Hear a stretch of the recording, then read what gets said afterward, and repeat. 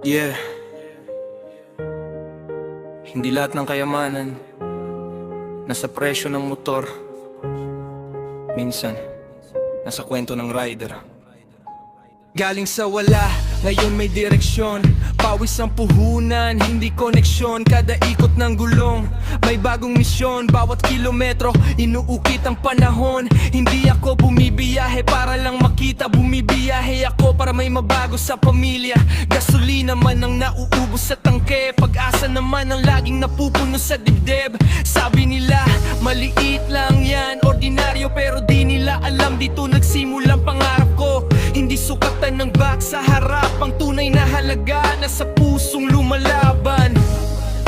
Hindi lahat ng rider naghahanap ng bilis, may iba naghahanap lang ng bukas na mas maayos. Motokosh, kasama sa laban ng bawat Pilipino.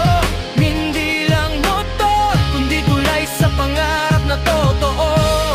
Kahit mahaba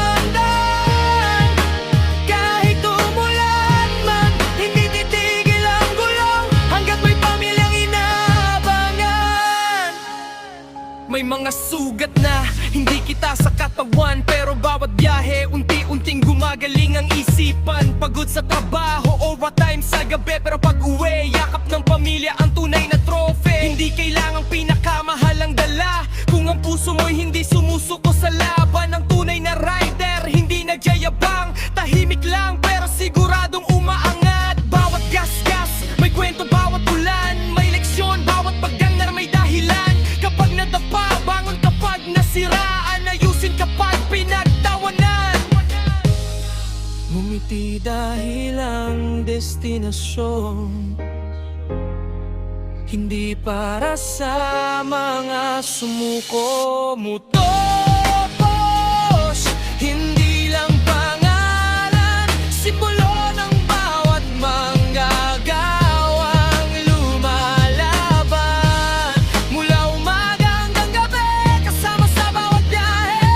Hindi lang makina ang umaandar, kundi pangarap ng buong pamilya. Hindi importante kung saan ka nagsimula, ang importante hindi tumigil ang gulong ng buhay.